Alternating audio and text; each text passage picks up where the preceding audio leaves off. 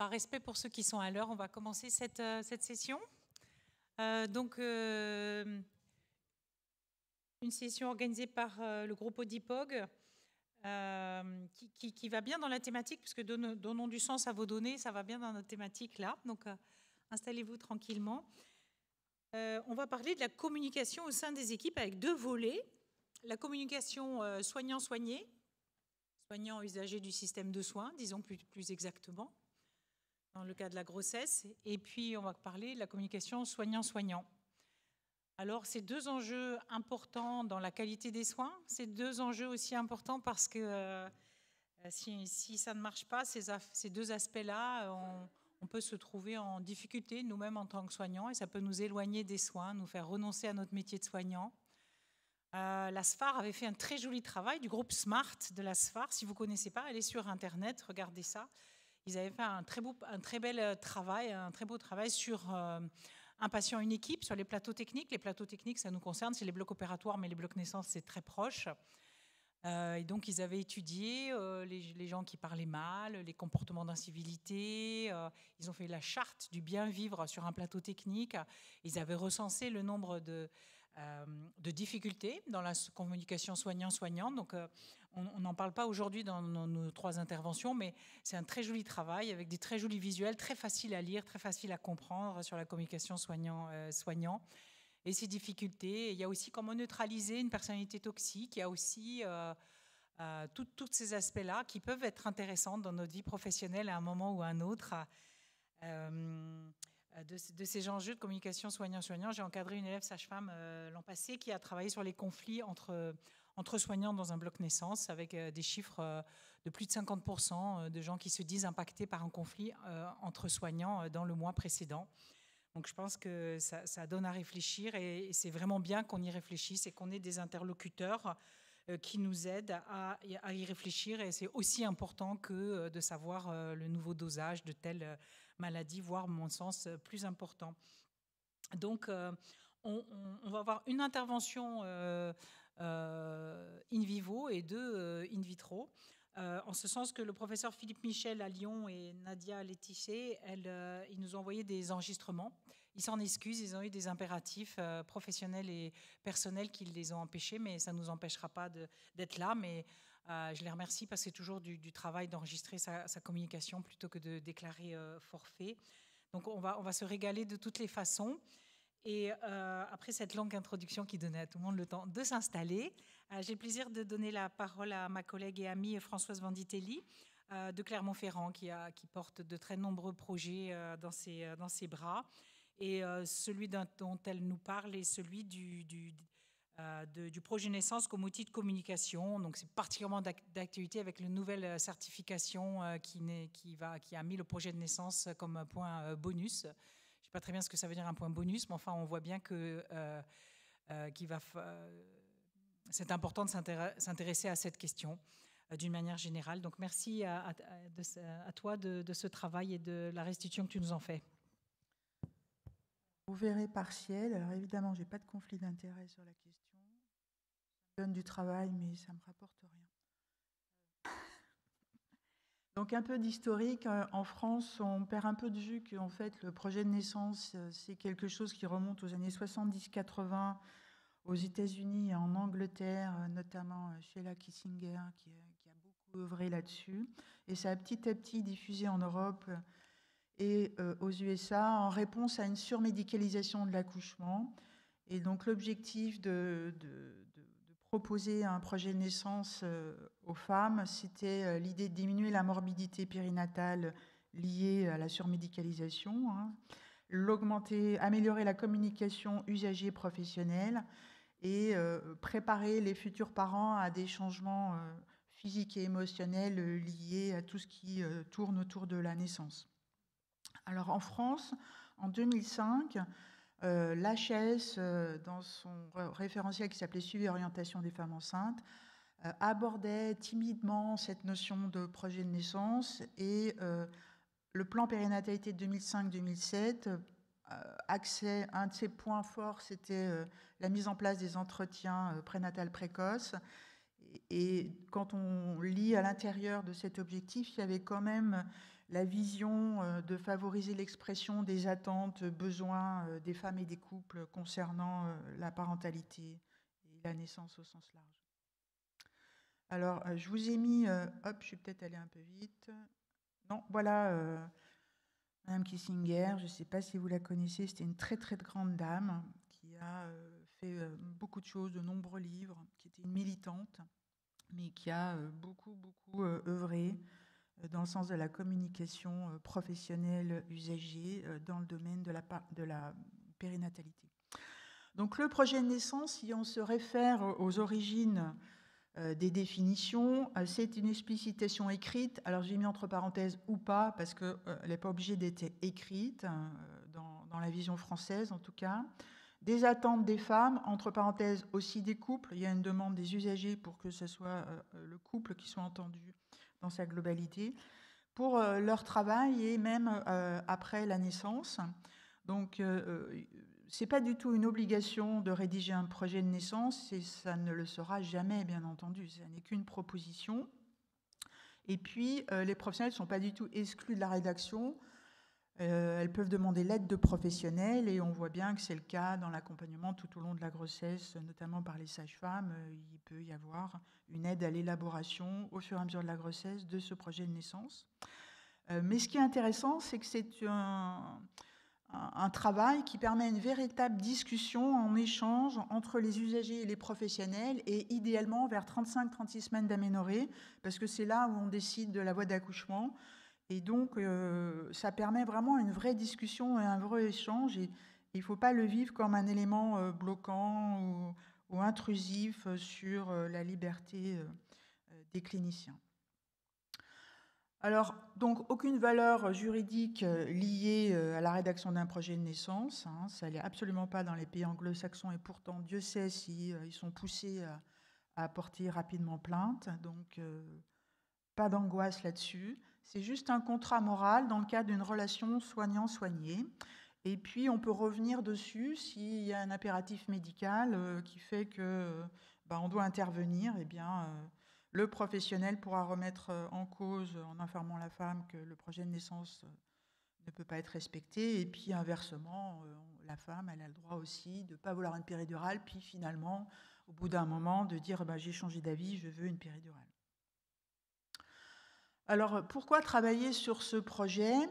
Alors, on ne l'a pas fait exprès, mais ça répond totalement aux attentes de la philosophie des 1000 premiers jours de l'enfant. Le rapport remonte à 2020, et l'instruction en 2021, puisque un des axes, c'était de promouvoir la préparation à la naissance et à la parentalité.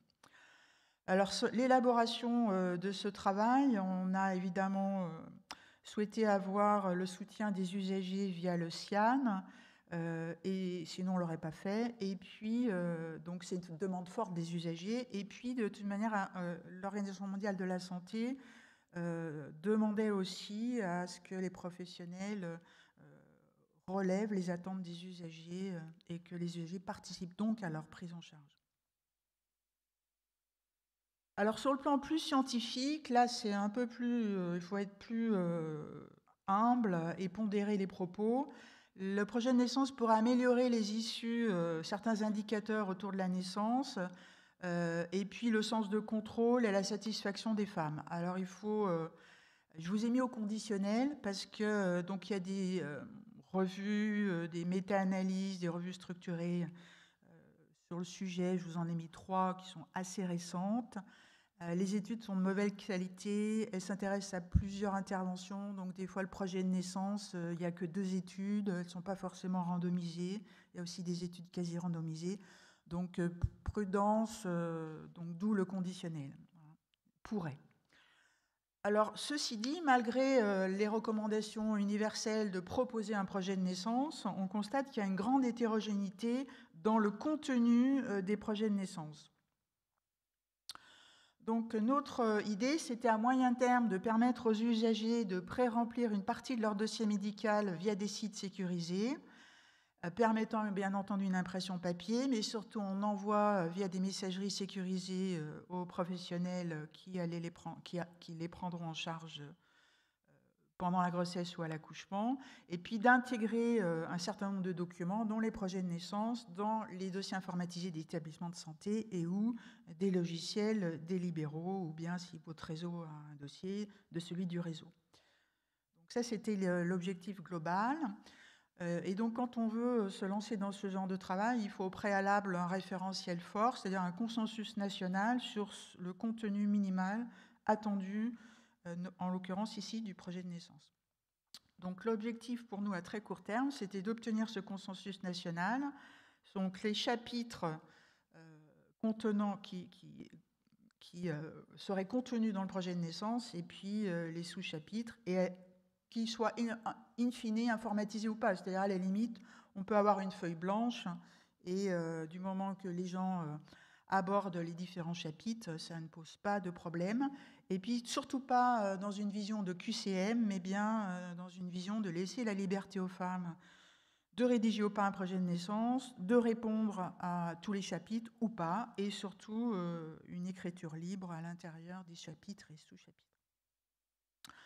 Donc, on a sollicité d'abord le CIAN, puisque ça peut être que le CIAN qui soit président de ce groupe de travail, et les sociétés savantes concernées de la périnatalité, et on a constitué un groupe projet, et avec des vice-présidents qui correspondaient à chacune des sociétés savantes qui avaient répondu présentes pour ce travail. Donc finalement, un groupe constitué de 16 personnes, assez conséquent. Le rôle du groupe projet, donc on est parti dans un Delphi. Donc quand on fait un Delphi, il faut un groupe projet. Et le rôle du groupe projet, c'est de faire la revue de la littérature, d'élaborer les questionnaires. Alors le plus dur, c'est le premier questionnaire, mais après les suivants en fonction du nombre de tours au Delphi. Et à la fin, de rédiger la directive qualité.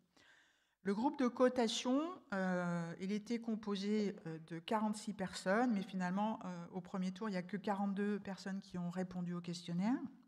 On le verra. Et donc, la constitution de ce groupe était laissée à l'appréciation des sociétés savantes. C'est les sociétés savantes qui ont désigné les gens volontaires pour les représenter dans le groupe de cotation. Et il y avait un nombre équivalent d'usagers dans ce groupe de cotation. Alors, le groupe de relecture, au futur, puisqu'il n'a pas encore été sollicité, il sera composé de la même manière de professionnels désignés par les sociétés savantes et le CIAN, à un nombre peut-être pas équivalent parce qu'ils auront plus de mal à trouver des rédacteurs, mais voilà. Et donc, le rôle de ce groupe de lecture, ça sera de relire le document final, de choisir les chapitres et sous-chapitres où il y a eu finalement consensus sur plusieurs réponses et il faudra en garder qu'une. Vous verrez dans les résultats.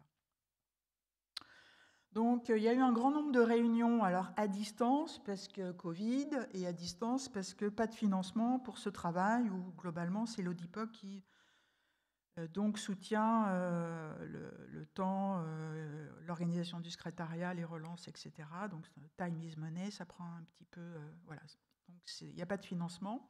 Donc, il y a eu la première réunion, c'était fin décembre 2021, et la dernière avant le premier tour du Delphi, c'était le 19 septembre. Donc, 11 réunions en tout avant donc, le premier tour, et évidemment d'autres après, mais je ne vous les ai pas mises. Et donc, on a quand même demandé un avis de comité d'éthique. On n'en avait pas besoin, mais on a préféré le demander. Et puis, donc, au début du questionnaire, il y a toujours un préambule pour expliquer la démarche. Qu'est-ce que c'est qu'un projet de naissance? Pourquoi ce travail? On explique les règles de cotation et on présente les 8 chapitres avec 3 à 4 propositions par titre de chapitre et 30 sous-chapitres avec à chaque fois 0 à 4 propositions. Donc voilà un exemple de questionnaire. Je ne vous ai pas mis tout le questionnaire, je ne vais pas vous endormir. Donc ça, c'est le chapitre 2. Vous avez 3 propositions de titres et puis des sous-chapitres, si vous préférez. Par exemple, 2.1 qui avait 2 propositions, 2.2 qui en avait aussi 2. Je ne vous les lis pas parce qu'on va y revenir. Et puis, par exemple, le chapitre 8 qui termine le questionnaire où il y a 3 propositions de titres et c'est tout. Il n'y aura pas de sous-propositions puisque là, c'est totalement ouvert. Si avez-vous d'autres informations globalement à nous expliciter? Donc, le début du questionnaire, on a des données personnelles, l'âge, la profession, depuis combien d'années les répondants participent soit dans l'activité au sein d'une structure à titre d'usager, soit comme professionnel, le sexe, que c'est, je ne vous ai pas tout mis. On explique en introduction ce que c'est, donc le projet La Raison, et puis surtout les règles de cotation, et en leur disant vous devez bien répondre à toutes les questions. Et puis si vous participez au défi, vous vous engagez à répondre au deuxième tour, voire au troisième. Donc ceux qui n'ont pas l'habitude du défi, c'est une manière structurée d'arriver à un consensus. Donc pour chaque proposition, il faut cocher la réponse. On choisit la valeur 1 à 9. Le 1 signifie que la proposition est totalement inappropriée pour celui qui cote. Le 9, qu'elle est totalement appropriée. Et au milieu, c'est plutôt l'expression d'une situation intermédiaire, d'une indécision. Donc le premier tour de cotation, il a eu lieu du 14 novembre au 9 décembre 2022. Il a été envoyé à 46 personnes, mais donc il y en a 22 professionnels et 24 usagers ont répondu, ce qui fait un taux de réponse de 91% et des brouettes. Et donc le deuxième tour, c'était du 3 janvier au 19 janvier, donc vous voyez, c'est pas vieux. Les analyses ont été faites rapidement pour Paris Santé Femmes. Donc il a été envoyé aux 42 personnes qui avaient répondu la première fois, 20 professionnels, 22 représentants d'usagers, et le taux de réponse aussi, presque 93%. Et donc là, vous avez la description des caractéristiques des répondants. Donc vous voyez que la répartition professionnelle-usager est quand même assez bien respectée, presque à égalité. Évidemment, plus de femmes que d'hommes qui répondent, ça ne vous étonne pas, on est en périnatalité. L'âge médian était à 42,5 ans, mais quand même, il y avait des jeunes, la minimum c'était 26 ans, et la plus âgée 118 ans, ce qui prouve qu'on peut travailler tard. Au niveau des professionnels, ça ne vous étonnera pas non plus majoritairement des sages-femmes, mais on voulait des anesthésistes, on voulait toutes les catégories impliquées. C'est pour ça que le carreau participe au groupe de travail, mais aussi des sociétés de psychologie. L'activité professionnelle majoritairement en établissement de santé publique. Et puis l'ancienneté dans l'activité professionnelle, 19 ans pour les professionnels et pour les usagers dans l'implication, la médiane était à 5 ans. Donc voilà les tableaux de résultats. Je vous ai globalisé les résultats des deux tours pour que ça soit le moins pénible possible, parce que c'est pas facile de présenter en fait les résultats d'un défi. Donc vous avez les chapitres. Là, ça veut dire qu'il y avait 3 propositions au groupe cotateur pour désigner le titre du chapitre 1. C'est en bleu parce que ça a été accepté. Donc le chapitre 1, il se nomme « Faisons connaissance ». Maintenant, dans les sous-chapitres liés au chapitre 1, vous voyez que le sous-chapitre 1.1, on n'a pas eu de consensus. Donc racontez-nous en quelques lignes qui vous êtes, que voulez-vous nous dire de votre vécu de cette grossesse, etc. Le sous-chapitre 1.2, où il y avait 4 propositions, elle a été acceptée. Le titre qui a été accepté, c'est « Quelles sont vos ressources et vos forces pour vivre cette naissance ?» Le 1.3 et le 1.4 n'ont pas été acceptés. Encore une fois, à ce jour. Je vous les laisse lire, je ne veux pas être trop pénible. Le 1.5 a été accepté, il y avait 3 propositions. Et donc le titre retenu, c'est « Souhaitez-vous nous communiquer certains éléments de votre histoire personnelle, récente ou passée, qui nous permettraient de vous accompagner au mieux ?»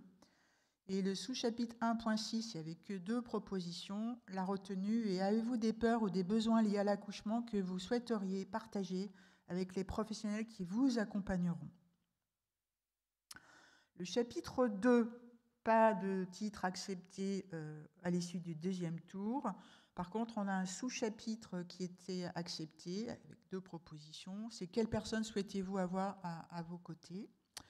Et les sous-chapitres, pour l'instant, il y en a sur les 3 sous-chapitres, aucun n'a été accepté.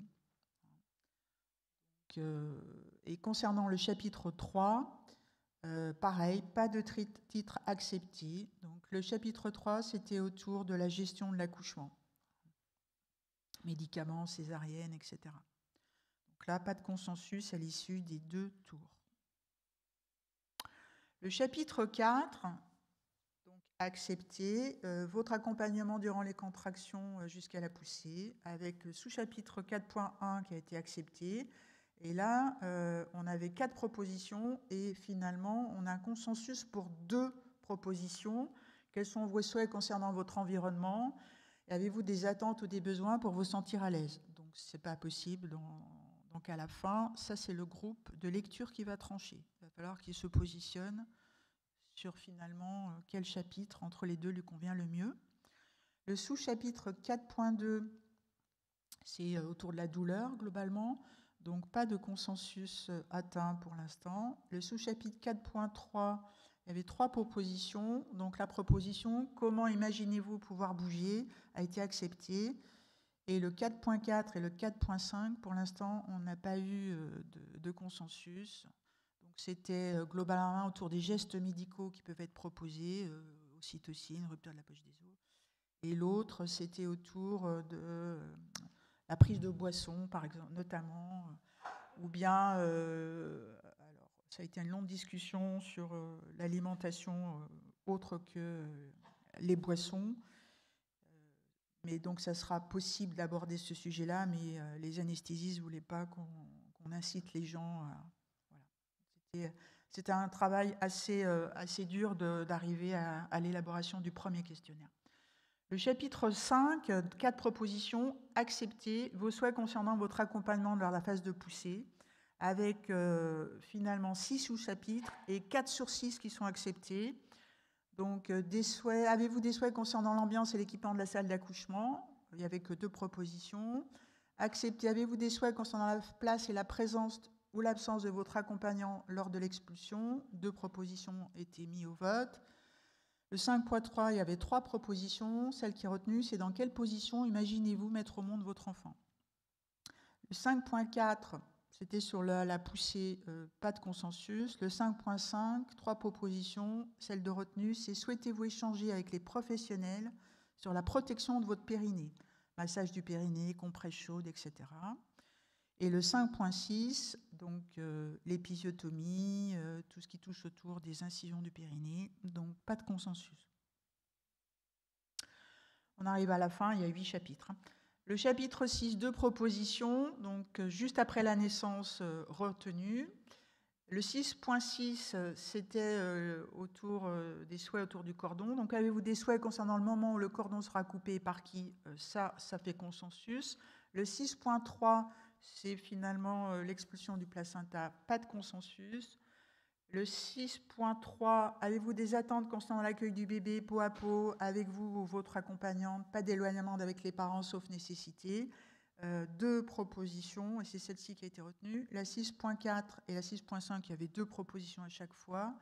Et donc retenue, avez-vous des souhaits concernant les soins du bébé à la naissance?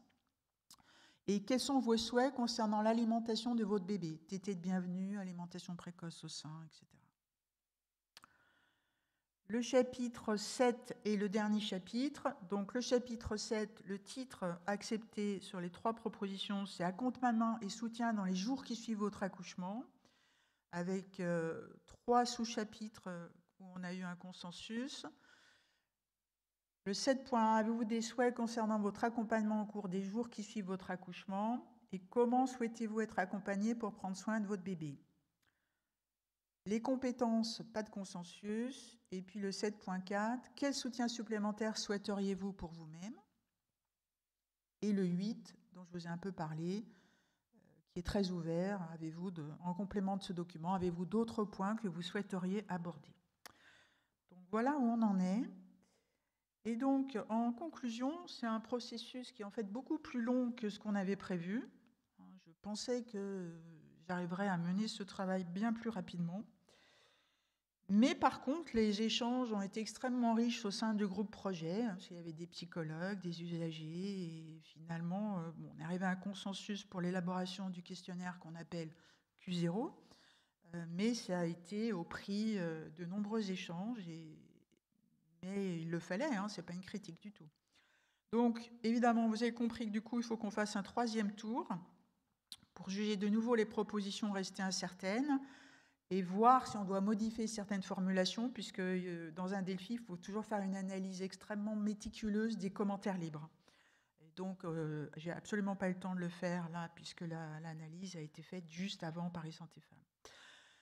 Et vous avez bien compris, mais j'insiste lourdement, un projet de naissance, ça ne doit pas être un QCM, ni l'occasion de faire une publicité déguisée sur le sujet. Et si vous allez sur le site web, vous verrez que malheureusement, il y en a beaucoup, beaucoup. Hein. On a les QCM et les publicités déguisées pour acheter tout ce que vous pouvez imaginer autour de la naissance. Je vous remercie et surtout, je remercie tous les participants à ce travail conséquent au niveau national.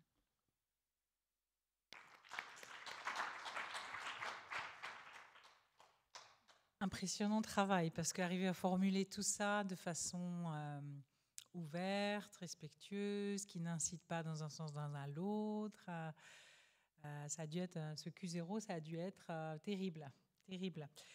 Alors, moi j'ai une question, quand est-ce que ça sera prêt, tu vois, parce que nous, là, on a envie de la voir. Donc, quand est-ce que vous aurez fini, tu crois? Demain? Non, pas demain. Non, il faut qu'on fasse un 3e tour. Donc, on laisse en général 15 jours aux gens pour faire le 3e tour. Il faut construire le masque de saisie à chaque fois. Donc, on est en train de préparer le masque en anticipant la future réunion du groupe projet pour, qui se positionne sur les commentaires libres. Hein. C'est pas moi toute seule. Donc, j'aimerais qu'on ait fini pour fin mars. Voilà. Printemps, quoi. Oui, printemps, au beau jour. sera fini. Au beau jour, on va donner question à la salle, mais j'avais juste une petite question parce que ça demande certaines capacités de littératie, d'être à l'aise avec le champ lexical, des phrases, des mots. Ça demande aussi des capacités d'introspection. Donc, est-ce qu'il y aura aussi une sorte de mode d'emploi, c'est-à-dire que tu peux aussi, les gens qui sont en difficulté avec l'écrit, le dérouler avec eux et le remplir avec eux? Est-ce qu'il y aura différentes stratégies qu'on pourra proposer comme mode d'emploi? Vous y avez évoqué ça? Oui, ça fait l'objet de nombreuses discussions, puisque les sages-femmes disent, mais nous, on l'élabore dès l'entretien prénatal, on commence et on élabonde au fur et à mesure. Et ce projet-là, il ne va pas du tout à l'envers de ce qui est en place dans les cabinets de sages-femmes. On continue comme avant. Au contraire, c'est bien de l'élaborer au fur et à mesure de la grossesse, mais d'échanger avec celui qui va gérer la naissance, la maternité ou pas, parce qu'on voulait aussi que ce soit valable pour tous les types d'accouchements, c'est-à-dire les maisons de naissance et les accouchements à domicile. Ce qui était aussi un consensus difficile à obtenir. Il n'était pas question que ce soit que pour les maternités des établissements de santé. Donc, et puis l'autre discussion qui a été assez longue, mais projet de naissance, c'est que la naissance. Et en fait, voilà, on a dépassé un peu la naissance pour après la naissance, parce que c'était une demande. En fait, voilà. Tout ça, c'est les échanges au sein du groupe projet qui ont fait que le projet de naissance. Alors après, tu as raison, il y a deux gros travaux à faire en direction des professionnels, parce qu'il y a encore un blocage psychologique des professionnels qui ne comprennent pas l'intérêt de projet de naissance, qui les lisent et qui rigolent en salle de naissance. Ah, t'as vu ce qu'elle a écrit, l'autre? Je veux dire ça, il y a un gros travail à faire là-dessus. Il y a un travail envers les patients, donc il est prévu de leur expliquer, comme tu dis, pourquoi ce document, à quoi ça sert. Ça, c'est pour ça qu'on a besoin des usagers, pour ne pas utiliser des termes trop incompréhensibles. Absolument. Et puis, après, il y aura un autre travail à mener, mais pas sûr de le mener, qui est plus justement de faire un travail pédagogique à destination des professionnels pour que ça soit systématisé et qu'ils s'approprient complètement l'outil.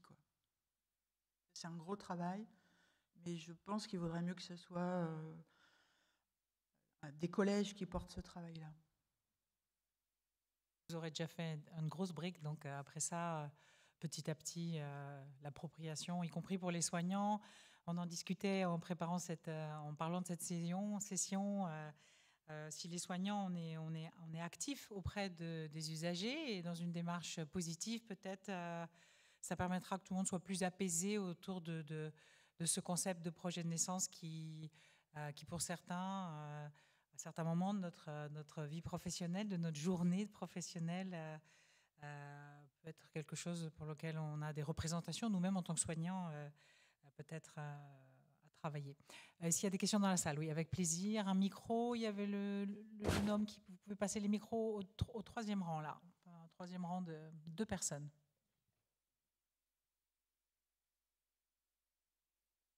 Je vous remercie pour votre présentation qui était très enrichissante.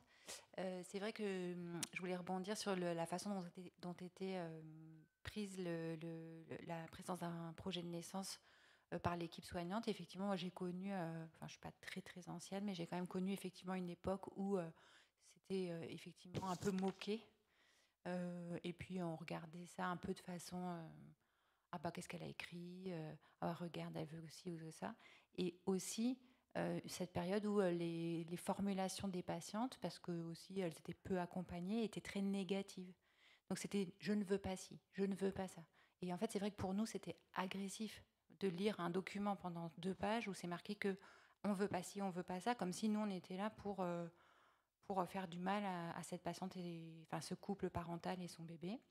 Et je trouve que des part et d'autre, ça a bien évolué, c'est-à-dire l'acceptation du projet de naissance et l'ouverture vers tout ce travail que vous montrez montre qu'on se dit ah c'est un outil en fait pour mieux se connaître. Parce qu'effectivement, on doit prendre connaissance d'un couple parental dans une situation, en quelques minutes, on doit travailler ensemble sur une situation parfois complexe. Et avoir quelques éléments pour mieux se connaître de façon rapide, c'est quand même très, très, très utile. Et aussi, les patientes formulent totalement différemment, avec beaucoup plus de choses positives, où elles se présentent. Ça, c'est vraiment, ça, je trouve ça génial de, en quelques mots, pouvoir faire connaissance avec elles et être dans de bonnes dispositions quand on les rencontre. Et aussi formuler des choses oui, vraiment positives, au lieu de vouloir être sur une position défensive, de ne me faites pas de mal, en fait. Là, c'est plutôt, on va ensemble faire quelque chose de bien, et ça, je trouve ça formidable. Merci beaucoup pour cette remarque très très pertinente. Ouais. Il y avait quelqu'un d'autre là-bas, juste dans le même axe. Quand tu prends un micro, vous avez raison, mais c'est aussi parce qu'à une époque, on ne leur proposait pas. Donc elles lisaient, elles allaient sur Internet, elles sortaient un document et puis baf, elles le balançaient. Mais si on leur propose dès le début de la grossesse, en sachant qu'elles ont toute la grossesse pour l'écrire et que c'est un moyen d'échange, ça change complètement la vision de la consultation, et y compris en postpartum où on peut débriefer. Alors, vous aviez souhaité ça finalement. Moi, franchement, je suis une convaincue. Maintenant, je suis devenue une férue du projet de naissance. Et alors, elles ne l'écrivent pas forcément. J'écris dans le dossier ce qu'elles souhaitent. Elles peuvent l'exprimer oralement. Oui, Sophie Alexander, je suis comme Françoise, épidémiologiste et gynéco. D'abord, la première chose, je trouve que c'est formidable ce que tu as fait, parce que cette démarche vraiment validée par des gens, je pense que personne ne l'a fait avant toi, donc c'est formidable. La deuxième chose, c'est, j'étais ce matin à la réunion où ils ont parlé des résultats de l'enquête périnatale. Il y a quand même, entre l'actuelle, celle de 2021, et la précédente, 3 fois plus de femmes qui ont fait un projet de naissance, donc c'est en route. Et alors, ma troisième, c'est une question, et c'est quand même une petite réserve. Donc, dans la manière dont moi je travaille, en tout cas, il y a des choses, si tu veux, qui sont validées actuellement ou reconnues comme étant avec pas mal de preuves, particulièrement le pot à pot et le clampage tardif. Et donc, il me semble que si une dame me dit, par exemple, je veux un clampage immédiat, je vais dire, Madame, vous pouvez si vous voulez, mais il y a des arguments forts pour que ça ne soit pas une bonne idée. Et donc, est-ce qu'on peut mettre dans la même balance les trucs où il y a une évidence et les trucs où c'est clair que la dame doit pouvoir choisir? Alors, l'idée du projet, là, c'est qu'elles expriment leurs souhaits. Leurs souhaits, elles ne reposent pas forcément sur des évidences base médecine. Donc, justement, c'est à nous, professionnels, de leur dire, les études disent qu'il vaudrait mieux plutôt faire tel acte, tu vois, pour aller dans ton sens. C'est plus dans ce sens-là qu'il faut le prendre.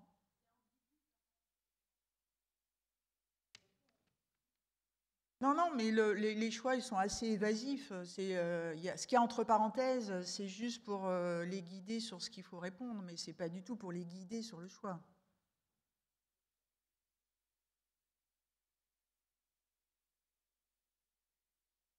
Allez-y. Oui, bonjour, je suis Pascal, je suis sage-femme coordinatrice en réseau. D'abord, merci évidemment pour le travail qui a été fait. Je vous écoutais dire parler des professionnels et de la façon dont c'était accueilli. Est-ce que on ne peut pas imaginer que ce projet de naissance, ça soit un projet qui appartienne aussi aux professionnels qui vont suivre la grossesse? Et est-ce que ça ne peut pas être une fiche, alors le mot n'est pas joli, mais peut-être une fiche navette où les deux peuvent écrire des choses. Et peut-être que du coup, ils pourraient tout au long de la grossesse refléter à la fois l'évolution de la réflexion des parents, puisqu'ils ont le droit de changer d'avis, mais en même temps, ils auraient en support les arguments dont on vient de parler qui leur auraient été apportés. Est-ce que ça pourrait pas être une possibilité de laisser cette place-là? C'est ce que je fais quand elles m'apportent leur projet de naissance. Je prends mon stylo et j'écris en regard de ce qu'elles. Je discute avec elles. Et une fois qu'on est d'accord, je mets mon commentaire en face. Parce que moi, je ne suis pas tout le temps en salle de naissance. Donc, je mets la date où on a discuté et effectivement, je fais ce que vous dites. Après, dans le document final, oui, c'est une très bonne idée. Le document final n'est pas écrit, vous avez compris, on est toujours à... Encore 2 questions peut-être, tout là-haut. Bonjour. Oui. Bonjour, donc France Arsner, je suis coprésidente du CIAN. Donc j'ai la vision de l'autre côté du Delphi. Je voulais répondre sur la question par rapport à l'évidence-based medicine, de dire déjà il y a dans les questions de certains, dans certaines questions, par exemple, ça m'a sauté aux yeux quand je l'ai vu là sur la boisson pendant le travail, ou à l'inverse, on est en train de poser une question, on se demande si on va laisser le choix de boire ou pas, alors qu'il y a des recos qui datent de 2016 ou 2017 sur le sujet, qui disent qu'on peut boire pendant un travail qui se passe bien. Donc, la question de est-ce qu'il y a des souhaits, est-ce qu'il y a de la littérature, est-ce qu'il y a l'avis du clinicien, c'est ça l'EBM. Et je ne comprends pas très bien qu'on se pose encore la question. Est-ce qu'une femme peut choisir parce que la littérature dirait qu'il faut faire autrement? Évidemment qu'elle est suivie, cette femme, que la sage-femme ou le médecin va dire voilà quels sont les recos actuellement. Ça n'empêche qu'une femme peut très bien souhaiter vouloir autre chose pour elle-même. Et pourquoi est-ce qu'on ne lui permet pas au moins de l'exprimer et ensuite elle a le droit de refuser ou d'accepter un soin comme elle le souhaite? Voilà. Et après, il y a les questions où les formulations sont peut-être revues, mais ça me pose quand même, moi, la question de savoir comment est-ce qu'on peut encore poser la question, est-ce que vous souhaitez boire ou pas pendant le travail, alors qu'il y a des recos sur le sujet. Pour être une obstétricienne de terrain, comme plusieurs personnes ici, il y a des gens qui ne veulent pas boire. Ils me disent parce que j'ai peur de vomir. C'est pas la même chose de leur dire vous pouvez boire si vous voulez, c'est les pratiques. Mais si elle vous dit moi je ne veux pas boire parce que j'ai peur de vomir, on écrit qu'elle, pour l'instant, elle dit qu'elle verra bien sur le coup, mais qu'elle dit qu'elle ne veut pas boire. Enfin, ça arrive aussi, quoi. Ça arrive aussi. Il y a des gens qui nous disent j'ai trop peur. Moi, je suis hyper peur de vomir, donc je ne veux pas boire parce que j'ai peur de vomir mon jus de pomme. Donc, ça arrive aussi dans ce sens-là. Je pense que la question, moi, je l'ai entendue un peu différemment. On pense que s'il y a un bénéfice au clampage tardif, par exemple, ou au pot à pot pour la stabilisation hémodynamique, etc., et quelqu'un qui dirait je veux un clampage précoce, on pousse l'extrême pour la réflexion. Je veux un clampage précoce et je ne veux pas de pot à pot. C'est ça que j'ai entendu, moi. Je veux un clampage précoce et je ne veux pas de pot à pot, alors que dans ce domaine-là, il y a tout à fait un bénéfice démontré au clampage tardif, en tout cas sur la paramètre biologique et au pot à pot pour la stabilisation, etc. C'était ça la limite, de poser à des gens une question en leur disant qu'est-ce que vous voulez pour le clampage, si jamais ils vous disent je veux le clampage, alors que nous il y a des arguments scientifiques que la communauté scientifique porte qui sont que c'est plutôt mieux de faire un clampage tardif. C'était dans ce sens-là. Reprenez le micro parce que sinon on n'est pas à égalité. Oui, c'est ça. Elles posent toutes leurs questions et en échange. Oui, mais l'intérêt du décalage, justement, l'intérêt de la question, elle est de voir il peut y avoir un décalage entre une recommandation admise, consensuelle d'un point de vue médical, et une demande particulière de la femme, dans le sens que vous dites où ça a plutôt souvent été l'inverse. Et l'intérêt, il est de voir que si la femme reste sur son avis, qui va à l'encontre peut-être de l'évidence médicale, c'est peut-être qu'il y a quelque chose à chercher derrière, souvent, oui, quand oui. même. Et on est tous d'accord. D'où l'intérêt de la question. Oui, exactement. Et on est d'accord que c'est un outil de dialogue et que c'est grâce aussi en mettant en lumière et en nommant les choses qu'on arrivera que c'est une bonne première étape pour les travailler. Donc, dernière intervention. Après ça, on écoutera les deux autres et on verra, comme ils ne sont pas là pour nous répondre, on pourra revenir sur ce sujet si ça vous va. Donc, une dernière intervention. On écoute la télé et on reprend tout le temps qui nous reste. Je vous en prie. Marie-Pierre Fernandez. Je voulais simplement saluer tout ce travail qu'a fait Françoise, vraiment très intéressant, et simplement faire une remarque et poser une question. Je crois que ce qui est intéressant, c'est que finalement, ce qui a été validé, c'est ce qui est très ouvert. Et je crois que la première chose d'un projet de naissance, c'est donner de l'ouverture. C'est leur laisser poser les questions qui sont les leurs. Et je ne sais pas comment ça va évoluer, mais pour moi, comme vous l'avez tout à fait dit, c'est un outil de dialogue. Et ça ne peut pas être sans un échange avec un professionnel de la maternité. Là, je voulais te poser la question, Françoise, comment vous allez travailler ça? Parce que pour moi, c'est après un échange avec un professionnel de la maternité. Et pour avoir lu de nombreux projets de naissance en fin de carrière qui étaient des projets difficiles, où ils ne voulaient pas de synto, etc., eh bien, peu importe. Une fois qu'on avait fait une information éclairée, vraiment éclairée, c'est-à-dire qu'on avait dit l'intérêt du synto pour la délivrance. Enfin, moi, j'ai été extrêmement surprise de deux choses. Du revirement de situation, quelquefois, des patientes, une fois qu'on leur donnait une information claire, saine, éclairée, et voilà, sans leur imposer. Des fois, elles changent complètement. Et deuxièmement, des fois, c'est nous qui sommes complètement surpris. Elles avaient complètement raison. Je me souviens d'un utérus bicicate qui voulait absolument tenter une voix basse. On avait mis des cadres, hein, mais enfin, quelquefois, voilà. Et donc, je trouve que ma question, c'est comment vous allez gérer ce dialogue, à quel moment, qui est pour moi nécessaire. On le laisse. Ça, c'est un travail. Alors, il faudrait peut-être qu'il y ait un travail, c'est ce que je disais tout à l'heure, avec les sociétés savantes, notamment le Collège national des sages-femmes, sur comment on le gère. Mais pour l'instant, ce travail n'interfère pas avec comment on gère un projet de naissance. C'est chacun le gère comme il veut. Il le commence à l'entretien prénatal. Moi, je le commence un peu plus tard, parce que j'ai tellement d'infos à donner. La première fois, je ne demande pas tout de suite, pas seulement pendant la grossesse, mais je le demande assez rapidement à la consultation suivante, en leur disant, vous avez jusqu'à la fin pour la dernière fois que je vous vois, après ce sera trop tard, mais voilà, vous faites ce que vous voulez. Vous avez la possibilité d'écrire ou pas un projet de naissance, mais de toute manière, après, dans mes consultations, au fur et à mesure que la grossesse avance, moi, je pose des questions sur le projet de naissance. Vous voulez une péridurale, vous voulez allaiter, il y a déjà un échange. Mais c'est un échange, tout à fait. Donc, ça ne change rien.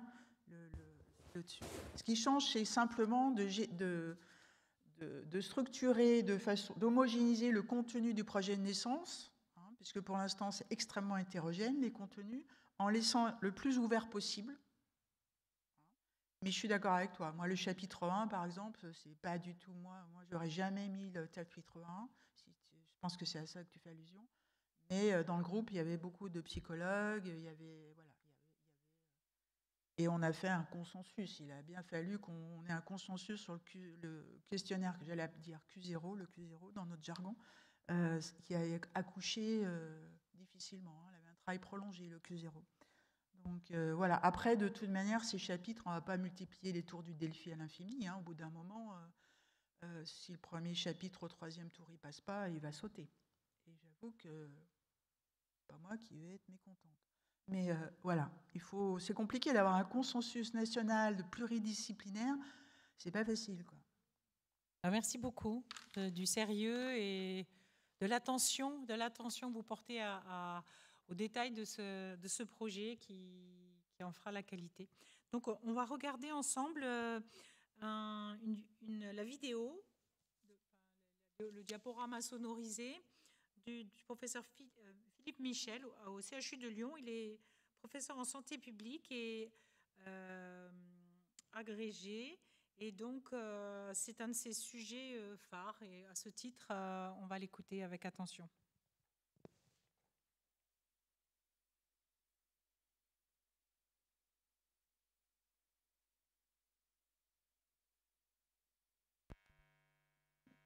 Bonjour, je suis Philippe Michel, professeur de santé publique à Lyon et directeur qualité, Vous entendez assez? sécurité, usagers et santé populationnelle aux Hospices civils de Lyon.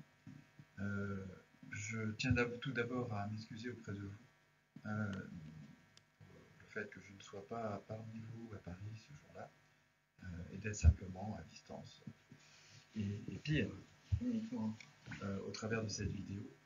Mais j'ai quand même grand plaisir à vous partager une communication autour d'un sujet qui m'est cher, donc le travail en équipe, en particulier la communication, et le lien avec la sécurité des soins, car le travail en équipe, on va essayer de le démontrer au cours de cette présentation, est un enjeu majeur de sécurité. Le fait de le dire peut apparaître tautologique, mais je vais essayer d'aller un petit peu plus loin, et pour aller un petit peu plus loin, finalement, on va repartir en arrière. Dans les théories de gestion des risques qui sont apparues dans le courant des années 60-70 et ont été travaillées notamment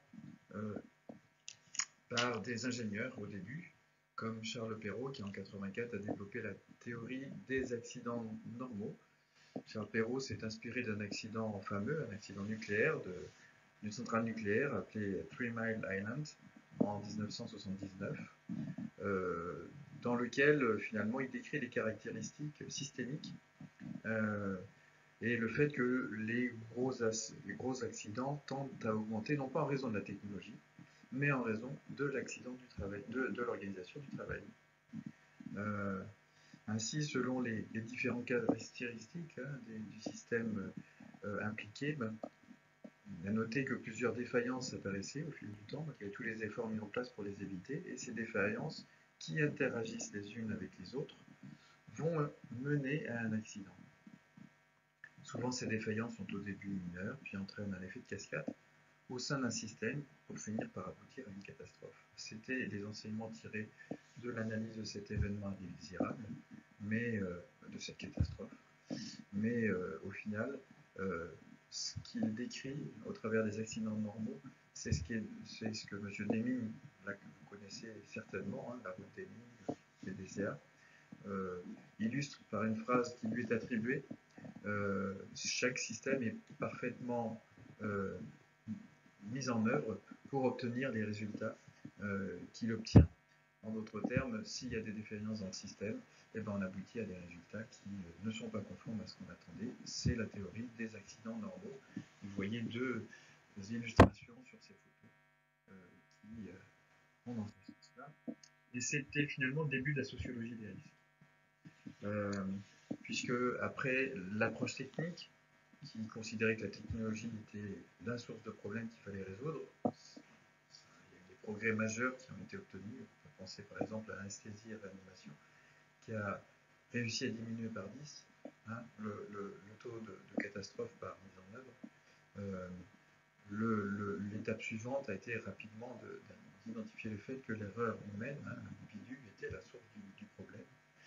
Et faisant naître d'autres théories, là je vous ai mis le nom de décision absurde, ça c'est un chercheur, un sociologue français, Christian Morel, qui a bien montré combien les individus, collectivement, prennent des décisions qui apparaissent singulières au début, puisque ces individus, collectivement, agissent avec constance dans le sens finalement qui est totalement contraire au but recherché, et on l'observe dans tous les mondes.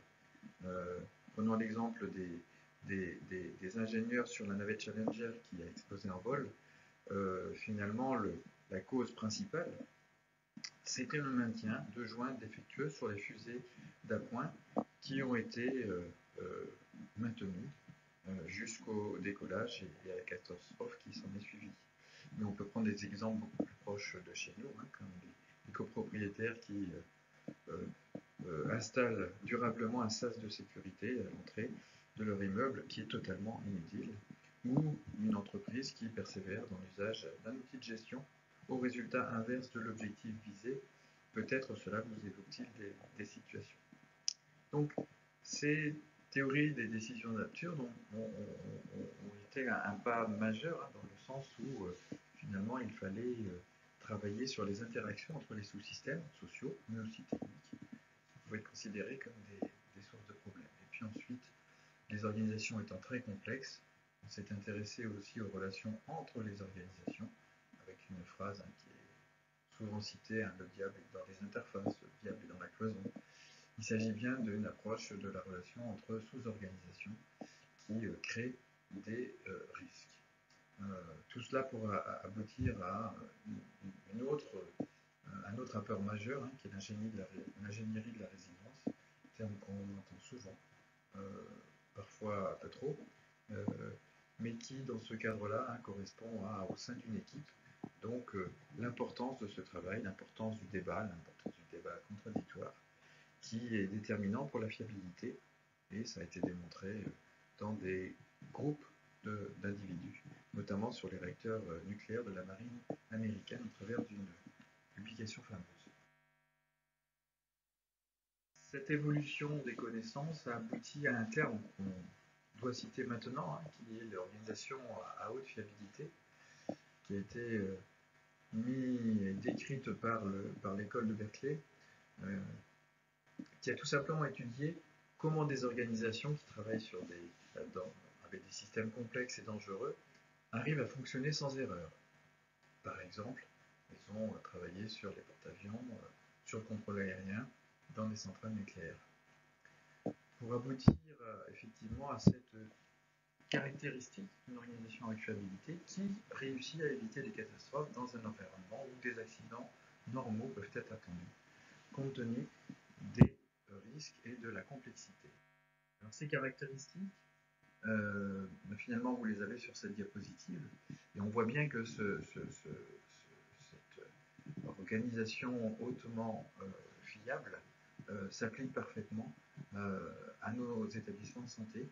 Les caractéristiques, hein, vous les voyez, hein, c'est l'hypercomplexité, l'interdépendance entre les nombreuses unités et les différents niveaux, la différenciation hiérarchique extrême, ça vous rappelle peut-être quelque chose, de nombreux décideurs dans des réseaux de communication complexes avec de la redondance dans les systèmes de contrôle, dans les systèmes d'information, un fort degré de responsabilité individuelle lorsqu'effectivement l'erreur entraîne des sanctions, des décisions qui sont prises entraînant des rétroactions fréquentes dans des temps très courts, avec donc des cycles d'activité qui sont extrêmement courts, et enfin la simultanéité des résultats sensibles, simultanéité signifiant effectivement souvent la capacité de facilement modifier les cycles. Donc toutes ces théories qui ont été mises en œuvre progressivement, présentées et transformées en action, recentrent progressivement sur l'importance du travail en équipe. Une définition, il en faut une très simple, hein, c'est l'ensemble des professionnels aux compétences complémentaires qui collaborent activement à l'atteinte d'un objectif commun dont ils se sentent collectivement responsables. Cette définition est intéressante parce que si on considère dans un service, dans une maternité par exemple, qu'un service, une unité fonctionnelle, c'est une équipe, cette définition nous rappelle que finalement, tous les professionnels qui collaborent activement à l'atteinte d'un objectif commun, soigner un patient, ne sont pas forcément dans le service, et que souvent la définition de l'équipe ou le périmètre de l'équipe dépasse les périmètres que l'on observe ou qu'on a en tête intuitivement. Les Canadiens ont travaillé sur l'efficacité des équipes. Et j'aime bien cette typologie qui dit des choses relativement simples, mais qui, par ce fait-là, est sans doute assez facilement mémorisable. Une équipe efficace, c'est une équipe qui est constituée, dans laquelle il y a une conscience de faire partie d'une équipe, d'être capable de nommer les membres de l'équipe. C'est pas si évident que ça, hein, les nouveaux arrivants, les intérimaires, etc. La clarté des rôles et le leadership. Une équipe efficace, c'est aussi une équipe qui a mis en place des processus opérationnels qu'on va mettre sous la notion d'équipe apprenante, c'est-à-dire d'équipe qui a mis en place de la planification d'activités, du briefing avant certaines activités, de la communication pendant les activités, et puis du débriefing en fin d'activité. Et puis enfin, des attitudes et des comportements, comme la gestion des conflits, la tolérance de comportements inadéquats, et tout simplement des attitudes en faveur du bon fonctionnement et de la sécurité. Alors, cette diapositive qui clôt un peu la partie conceptuelle, on va dire, de la présentation, finalement, elle a vocation à partager avec vous le fait que la gestion des risques a encore devant elle un certain nombre d'étapes, certainement à franchir. En revenant sur la notion d'équipe, on voit bien qu'un patient, c'est quelqu'un qui navigue entre la ville, l'hôpital, les services médico-sociaux, les services sanitaires, et que quand on analyse, par exemple, en RMM, un événement indésirable, alors qu'aujourd'hui on se cantonne, et encore c'est beaucoup, et c'est très bien, hein, à réaliser une analyse avec les membres de l'équipe hospitalière, on se rend compte que finalement, et les chercheurs nous disent qu'il faudrait peut-être travailler un peu plus sur une analyse du parcours, un peu plus large que le périmètre de l'hospitalisation elle-même, pendant laquelle il est survenu un événement indésirable, et qu'il faudrait faire le lien avec la ville pour associer dans l'analyse des professionnels de la ville, du médico-social, du social, etc. Pourquoi une femme arrive dans une situation de diabète gestationnel avancé ou avec une menace d'accouchement prématuré, tellement dans un stade qui fait que la probabilité de survenue d'un événement indésirable est assez grande. On aura beau travailler sur ce qui se passe à l'hôpital, on n'aura pas fait la totalité de notre démarche de prévention. C'est ce que nous disent les chercheurs ou les penseurs en gestion des risques comme René Amalberti. La deuxième dimension, autour de cette nécessité d'intervention coordonnée, concertée des professionnels, c'est le fait de se dire que finalement la gestion des risques, c'est d'améliorer la qualité des soins. La qualité des soins, dans sa définition, c'est l'amélioration de la probabilité d'amélioration de l'état de santé. Donc finalement, la santé, comment on l'améliore en travaillant sur les déterminants, l'ensemble des déterminants de santé, et que peut-être aussi dans le futur, il faudra aller vers ces notions de meilleure prise en compte des déterminants de santé des patients. À plus court terme, sans être aussi projeté dans le temps, il s'agit de faire émerger la participation des soins primaires dans nos organisations, dans notre capacité, et les réseaux, notamment en gynéco-obstétrique, les réseaux régionaux sont des moyens qui sont au final assez avancés dans cette approche-là. Accompagner le virage obligatoire, hein, la diminution de la durée de séjour, voire l'évitement d'une hospitalisation, sont aussi des transformations pour lesquelles il faut s'assurer du fait qu'elles se font avec une garantie de sécurité équivalente. Alors après avoir posé un certain nombre de cas conceptuels, pourquoi est-ce qu'il faut pourquoi est-ce que le travail en équipe est aussi important pour la sécurité? La littérature est assez abondante, on dit beaucoup de choses. Là, j'ai fait simplement un article qui était fondé sur une méthode qualitative et qui consistait auprès de professionnels de santé à créer un modèle avec des caractéristiques pour développer l'efficacité et la mesurer. Là, ce que vous avez sur cette diapositive, c'est finalement comment on arrive à mesurer un travail d'équipe efficace. C'est quand ça peut se faire du point de vue des bénéfices organisationnels pour le patient. Vous voyez, diminution de la durée, des coûts d'hospitalisation, diminution des admissions imprévues, meilleure accessibilité. Des bénéfices pour l'équipe, meilleure coordination des soins, utilisation efficace des services de santé de façon générale. Là, on est proche de la pertinence des soins. Une meilleure communication, une plus grande diversité professionnelle dans l'équipe. Et puis également des bénéfices individuels pour les membres de l'équipe, satisfaction au travail, clarté des rôles, amélioration du bien-être au travail, et pour les patients, termes de satisfaction, d'acceptation, d'adhésion au traitement, et au final de résultats de santé. La littérature aussi nous enseigne que, et nous donne des arguments complémentaires sur l'importance du travail en équipe. Vous voyez sur cette diapositive, que certains ont certainement déjà vu, qu'on peut séparer l'ensemble des activités humaines en systèmes ultra sûrs, comme l'aviation commerciale, les centrales nucléaires, le rail en France. Ultra sûr, ça signifie qu'effectivement le nombre de catastrophes ou d'accidents par mise en œuvre est extrêmement faible, ça se compte à 1 pour million et moins, et que de ce fait-là, la sécurité se fait de façon très normative, c'est-à-dire que ces activités sont standardisables, au point que si on met en place un système d'assurance qualité avec de la norme, des protocoles, du contrôle de mise en œuvre de ces protocoles, on est à peu près sûr de pouvoir garantir un niveau de sécurité. Pas aussi simple que ça, mais grosso modo, les systèmes ultra-sûrs sont caractérisés par des modalités de gestion de risque qui sont de cet ordre-là. A l'inverse, les systèmes ultra-résilients, on en trouve pas beaucoup à l'hôpital, mais peut-être les greffes audacieuses le sont, mais c'est comme l'alpinisme himalayen, la sécurité dépend quasiment exclusivement de la personne qui réalise l'activité. L'alpiniste, c'est lui qui garantit sa propre sécurité.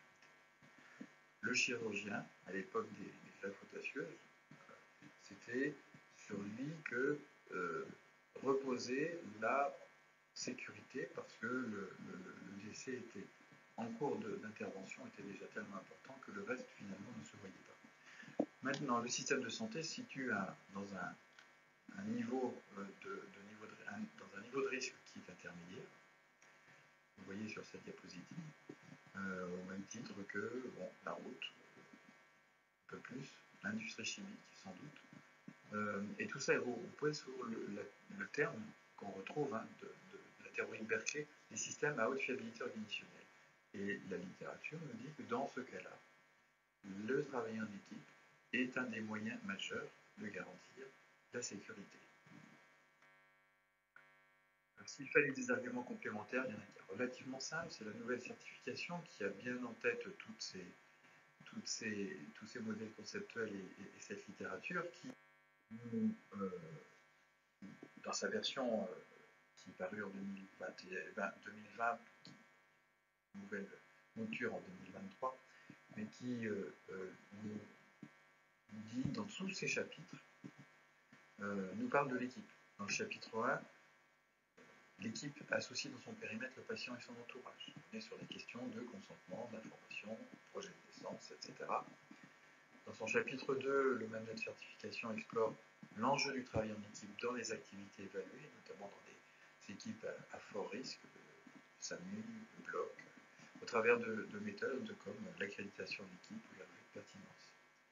Et puis le chapitre 3 concerne l'établissement dans son territoire. Et là, il y a des critères spécifiques sur le travail en équipe, puisqu'on en compte 3 dans cette troisième partie du manuel de certification. La gouvernance impulse et soutient le travail en équipe. Et on peut y répondre avec des éléments de l'ordre de la sensibilisation des professionnels, de démarches collectives qui sont réalisées, la synchronisation des temps médicaux et paramédicaux, avec une vigilance bien évidente lors des visites de certification où on se trouve quasiment tout le temps avec des difficultés de mettre en œuvre du temps partagé au sein des équipes et entre les équipes. Et à ce moment-là, la HAS interroge le travail en équipe sous l'angle de quelles solutions organisationnelles sont mises en œuvre pour faire face à ces temps de partagés réduits entre et au sein des équipes. Le critère suivant, c'est la gouvernance impulse et soutien des démarches spécifiques d'amélioration du travail en équipe, avec à nouveau l'accréditation en équipe, les projets ou la méthode PACT qui a été développée par la HAS, etc. Et puis le dernier, c'est les connaissances et les compétences collective des équipes qui sont enseignées. Les 5 méthodes d'évaluation dans ces visites de certification nouvelle mouture portent toutes sur une appréciation du travail en équipe. Les experts visiteurs vous expliqueront qu'ils arrivent très très vite à identifier la qualité du travail en équipe au travers des patients traceurs, au travers des parcours traceurs, au travers des traceurs ciblés, dans lequel il y a des questions qui sont posées aux patients, évidemment aux équipes, des observations qui sont faites, et dans la dernière méthode d'évaluation qui s'appelle l'audit système, qui consiste à rencontrer la gouvernance, les représentants d'usagers et des équipes. Là aussi, les questions explorent ces différents critères que je citais précédemment. Et donc, voilà, analyse les dimensions du travail en équipe comme la coordination, la communication, la traçabilité des informations, la prise de décision partagée, le leadership, le climat, les représentations partagées au sein de l'équipe, l'organisation apprenante et les liens avec l'extérieur de l'équipe. Alors, comment se préparer? Finalement, on se prépare en déployant des démarches qui favorisent le travail en équipe. Il y en a plusieurs, on ne pense pas forcément à toutes celles-là. Entre professionnels de la maternité et les patients et leur entourage, tout ce qui concourt à la discussion, au recueil de l'expérience patient, tout ce qui, en termes de méthode d'évaluation, se déploie notamment au travers des patients traceurs, c'est déjà des démarches qui favorisent le travail. Entre les professionnels de la maternité, là, on est sur des classiques, mais qui sont toujours vrais, la mise à jour des protocoles, des procédures, sur les pratiques, sur les organisations, des travaux spécifiques, comme par exemple des travaux sur l'interruption de tâches, sur le temps partagé. Et puis, enfin, pour ce qui concerne plus spécifiquement, plus près le soin, la traçabilité de l'information notamment, l'évaluation des pratiques mises en œuvre. Et puis tout au long du parcours de la pertinente aussi, des démarches qui favorisent le travail en équipe, dans le sens où, quand on suit à distance, au travers d'indicateurs, qui sont du point de vue des professionnels, mais aussi du point de vue des patients, comme du PROMS et du PREMS, ces informations informent sur la prise en charge et permettent de favoriser le travail. Voilà, je vous remercie de votre attention sur l'ensemble de ces informations qui ont été données. J'espère que celle-ci aura été contributive dans cette session.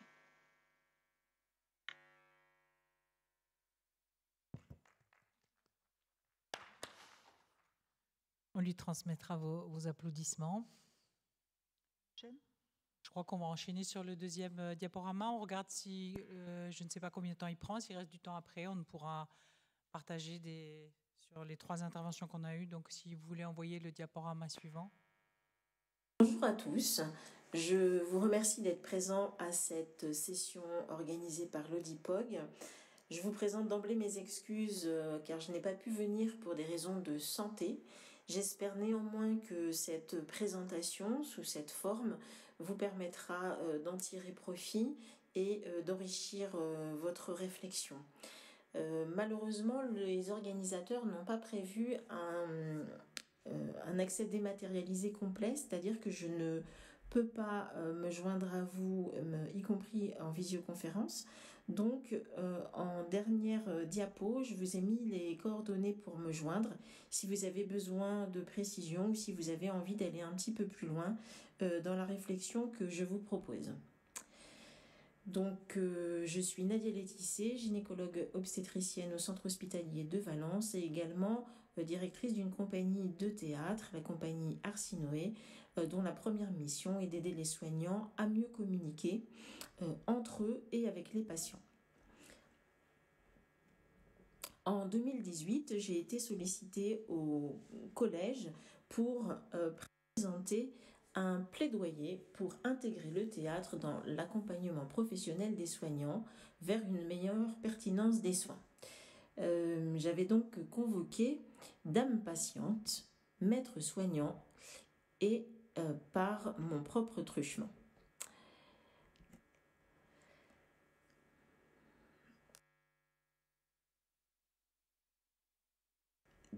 dame patiente s'était vue argumenter auprès de maîtres soignants la nécessité d'intégrer le théâtre à sa pratique, car elle n'avait pas apprécié la manière dont il lui avait posé un diagnostic et la manière dont il s'était occupé d'elle.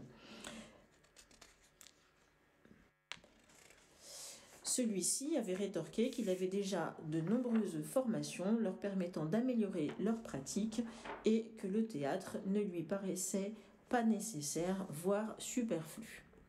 Il avait donc présenté les réunions de professionnels, comme les groupes Balint, les analyses de pratique, les revues de dossiers, les EPP, les RMM, la simulation, l'aide informatisée à la décision qui permet d'optimiser les décisions en situation complexe, l'éducation thérapeutique, le shadowing et les approches spécifiques comme l'entretien motivationnel, la relation d'aide, les communications bienveillantes, non violentes, etc. La femme patiente avait bien acquis et pris note de tout ça, toutefois, elle a souhaité analyser chacune de ces pratiques et la comparer à une médiation par le théâtre. Les réunions professionnelles permettent en effet d'apprendre de ses erreurs, de prendre du recul par rapport au réel et d'enrichir les points de vue de chacun par la réflexion collective. Le tout à partir de situations, de dossiers réels. Là où le théâtre apporte en complément des simulations fictives, donc permet une plus grande sécurité émotionnelle pour les participants, qui n'ont pas de reviviscence douloureuse de situations, de dossiers qui pourraient être pénibles, et ce qui leur donne plus de liberté pour penser et structurer l'action dans la complexité.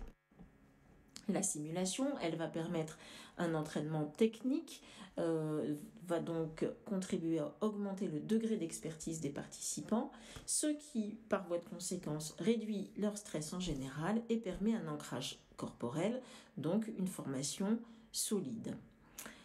Le théâtre, quant à lui, par la présence de comédiens, permettra de travailler également le relationnel, c'est-à-dire de travailler à la fois le fond et la forme, et va permettre de donner la voix du patient en temps réel, puisque les comédiens sont des personnes vivantes. L'aide informatisée à la décision, on l'a dit, permet de réfléchir en situation complexe, là où finalement l'humain est défaillant, là où le théâtre va permettre au contraire de mobiliser les forces de l'humain et de les développer. Les approches spécifiques, comme les techniques de communication par exemple, vont permettre une plus grande fluidité relationnelle, une efficacité relationnelle, des techniques pour permettre de favoriser l'adhésion du patient, l'inviter au changement, etc. Le théâtre, dans ces mêmes circonstances, va permettre de travailler également avec de vraies personnes. Le shadowing et l'éducation thérapeutique sont, quant à elles, relativement complémentaires par rapport au théâtre. Donc finalement, toutes ces formations, on perçoit bien qu'elles sont particulièrement intéressantes parce qu'elles ont lieu en équipe et les bénéfices du travail en équipe sont multiples. D'abord, le travail à partir de situations réelles permet d'apprendre de ses erreurs. Les entraînements spécifiques vont développer l'expertise, on l'a dit, la confiance en soi et la satisfaction au travail. L'engagement corporel que l'on a cité avec les jeux de rôle ou avec la simulation permet un ancrage corporel, donc une mémorisation solide et la capacité de revenir à la connaissance apprise en situation de stress puisqu'elle est ancrée dans le corps. Et dans tous les cas, les formations en équipe permettent le plaisir du partage, le développement d'une culture commune, donnent l'occasion de mieux se connaître pour mieux travailler ensemble. Alors le théâtre dans tout ça. Alors, je vous propose de donner la parole aux participants de formations que nous avons animées pendant 12 ans. Il s'agissait de seniors ou d'étudiants en médecine ou infirmières. Nous avons développé des thématiques plurielles à leur demande. Donc, pour que vous puissiez avoir une idée, les thématiques ont pu être la communication médicale en présence d'enfants, l'annonce d'une maladie grave, l'annonce de malformation à l'échographie, la gestion d'un transfert en néonate, la gestion d'un transfert en réanimation, la place des parents dans la prise en charge médicale, l'adhésion des patients en rhumatologie, l'accompagnement à l'éducation thérapeutique, l'avis des patients dans leur prise en charge, savoir dire qu'on s'est trompé, accueillir la colère des familles, adopter la distance juste en situation difficile, prise en charge des femmes victimes de violences, etc. Toutes ces formations ont eu lieu soit en cours de DU dans le cadre d'ateliers, soit de formations plus longues de 2 heures à une demi-journée. Et je reviendrai sur les différents formats théâtraux un petit peu plus loin. La particularité de nos formations, c'est qu'elles se font en présence de comédiens.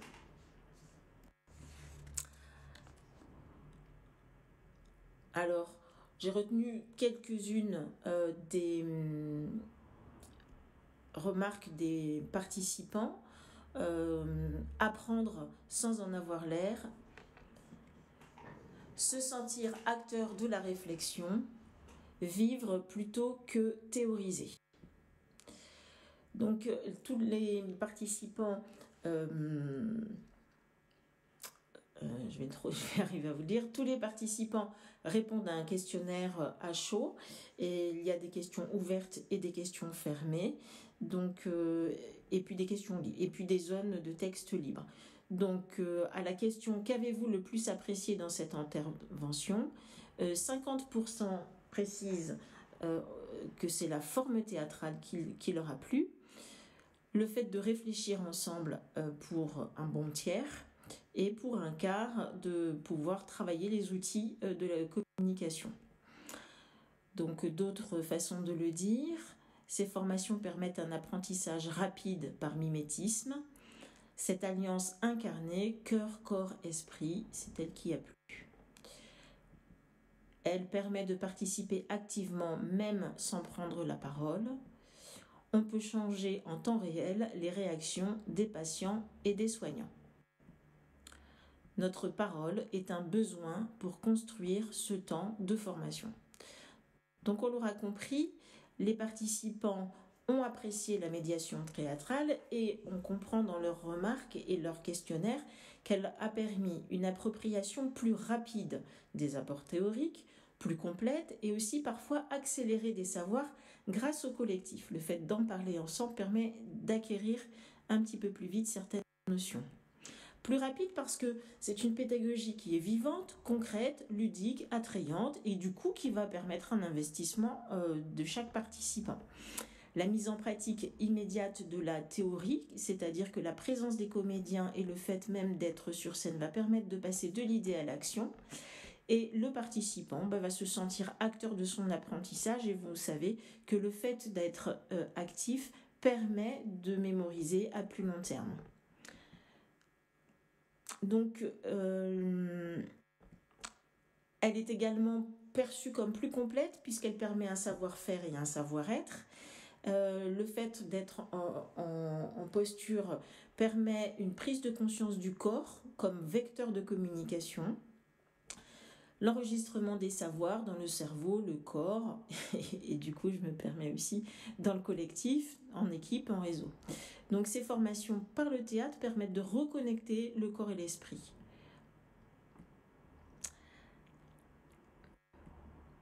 Alors cette formation est accélérée puisqu'il y a partage des points de vue accentué par l'animation, un tiers neutre, un regard extérieur.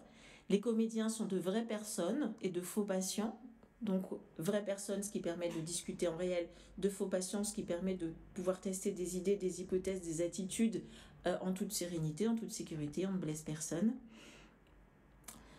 Bienveillance à l'égard de l'erreur, donc ça c'est un parti pris pédagogique de ma part, et le théâtre donne donc la possibilité de tester. Donc c'est une mise en distance et une réflexion approfondie sans risque.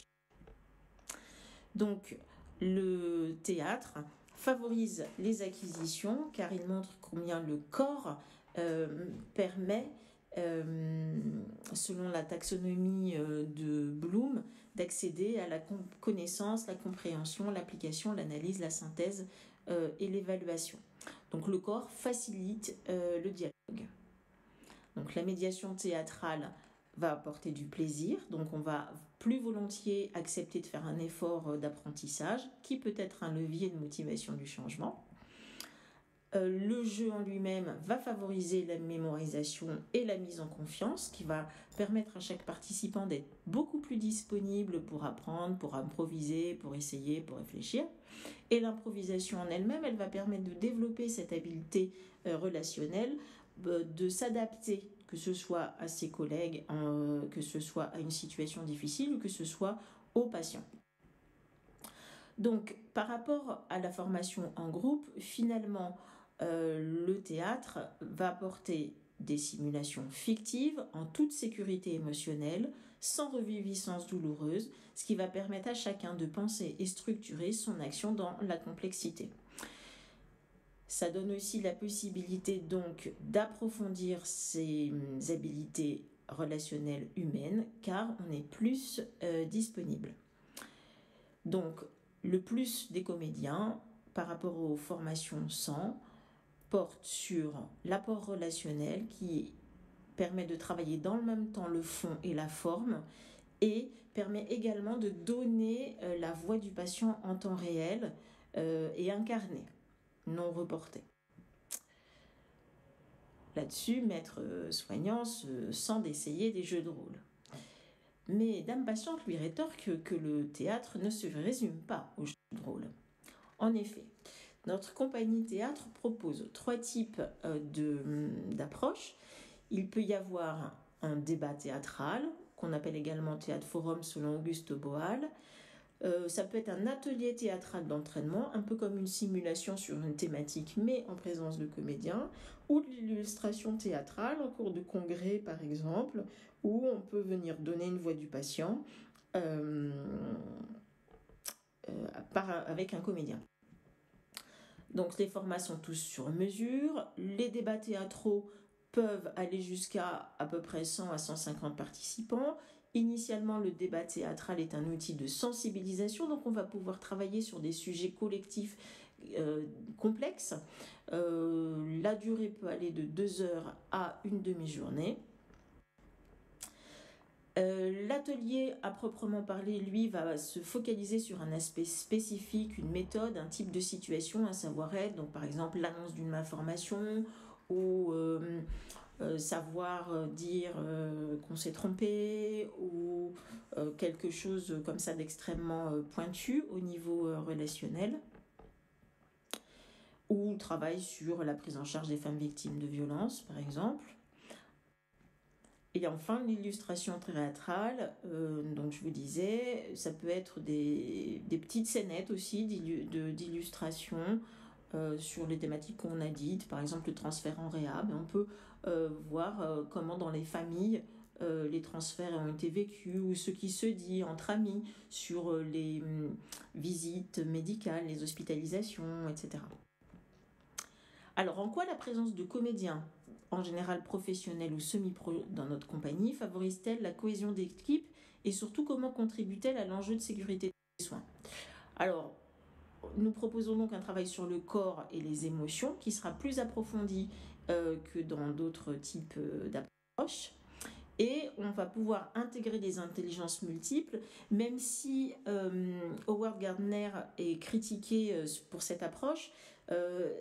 Elle a le bénéfice, cette approche, de montrer que tout le monde ne raisonne pas de la même façon, que les canaux d'appréhension du monde de chacun passent par un canal sensoriel dominant ou un autre, et que nous n'avons pas tous le même, et que quand en face de nous quelqu'un ne comprend pas, c'est peut-être simplement parce que on n'utilise pas le bon langage dans le bon canal sensoriel. Alors, la médiation par le théâtre, on l'a vu, procure du plaisir. Le jeu, l'improvisation et la présence de comédiens qui sont de vraies personnes permettent de s'entraîner en vrai. Ce sont de faux patients, donc permet aux participants de s'entraîner en toute sécurité. Et ce ne sont pas des pairs.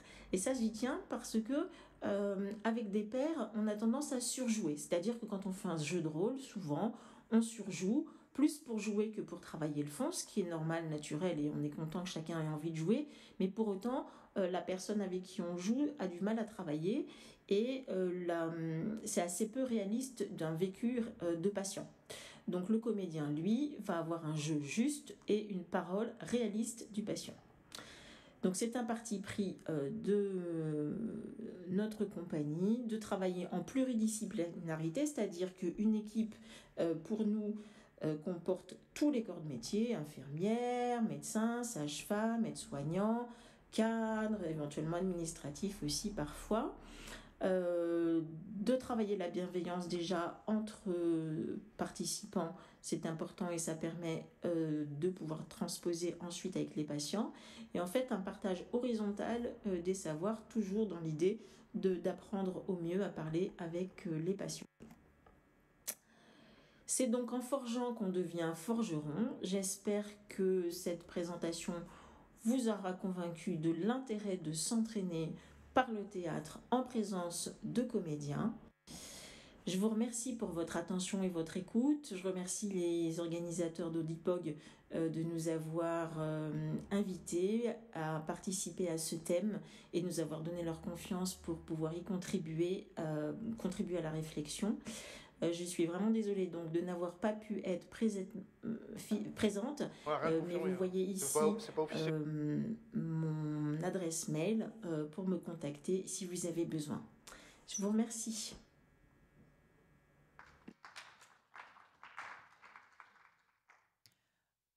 Donc, il est 16h01. Donc, si quelqu'un a quelque chose de très important qu'il souhaite partager avec le collectif, n'hésitez pas. Sinon, on est là en bas, Françoise, etc. Et on vous remercie d'être resté attentif jusqu'au bout, malgré les difficultés techniques. Et puis, on vous souhaite une bonne suite de congrès.